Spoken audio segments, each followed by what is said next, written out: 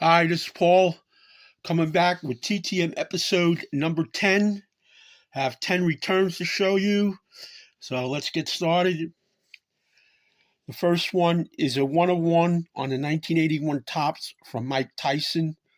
That's Mike Tyson, the baseball player, obviously, not Mike Tyson, the boxer.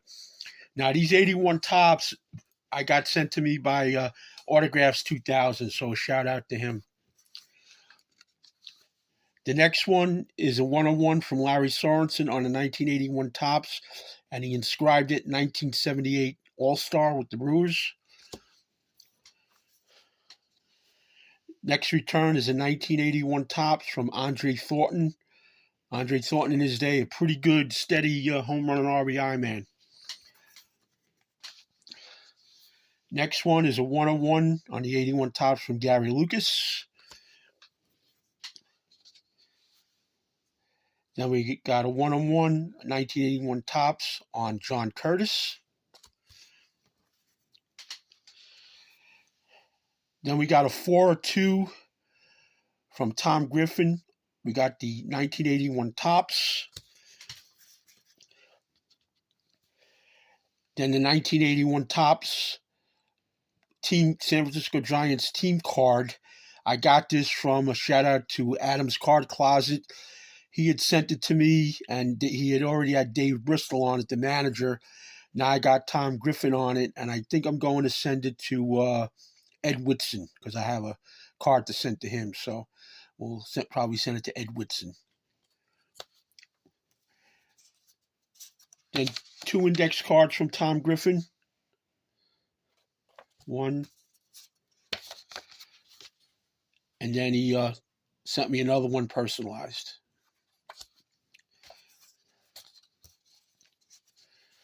Next one is a 301 from Dave Goltz on the 81 Topps. He also signed 2 index cards. 1, 2. Now, Chris Cards, fellow Met fan, he was inquiring because he says he keeps all his index cards in a box. So what I do, I actually put them in a binder. And you can buy the Ultra Pro. They come 100 to a box, just like the 9-pocket baseball card or whatever. They come 100 sheets to a box. They're a 4-pocket, 3.5 by 5 pockets that will fit your index cards. You can either get them on eBay or Amazon. There's different sellers that have it, and there's different prices. And you want to make sure it's new.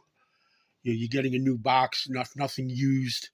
But always the best deal is probably, they want to sell you 10 pages, 20 pages. I find it that the best deal is just get the whole box of 100 sealed with cellophane on it. Just make sure if you do order it, that the picture and the description matches. I had an incident on eBay where the picture showed one thing and the description showed another thing.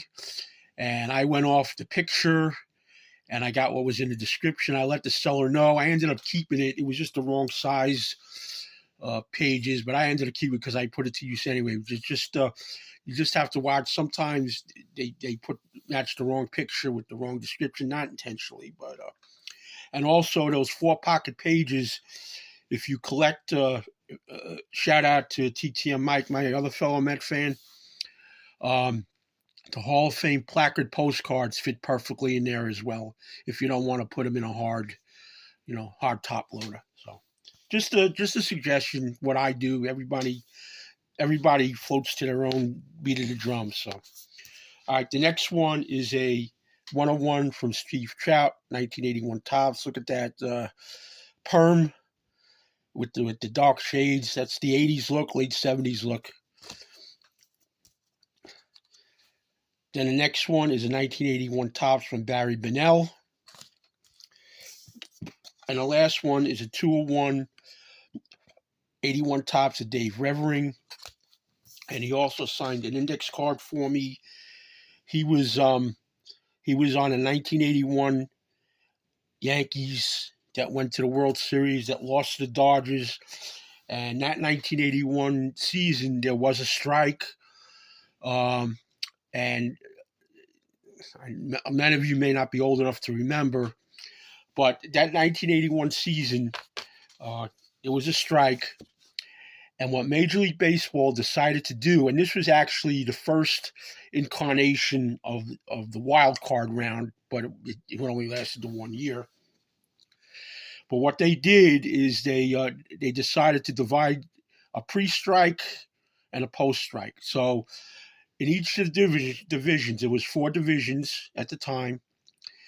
Each division leader at the strike that was in first place automatically got a playoff berth. So they kind of knew when after the strike resumed, after the strike was over and the play resumed, teams knew that they were already going into the postseason. And then what they did, to set the post strike, whoever was in first place went into the division series.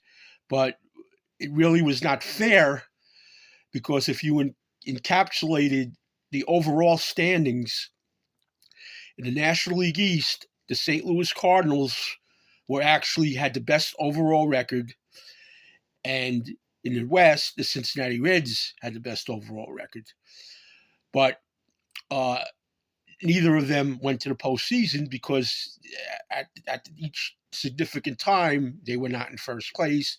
And I think it was mainly done because it was an uneven amount of games played, and there was so many games lost, they just weren't going to make the games up. So that's how that ended up happening. So you may want to say, in a roundabout way, just like the 2020 COVID season, that the 1981 season may have a little a little question to it. Not question, but everything's in the record books. But that's what happened in '81.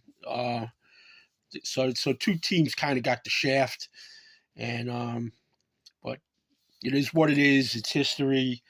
And I think this year, with the Dodgers winning the World Series, they kind of validated that 2020 World Championship they got in 60 games.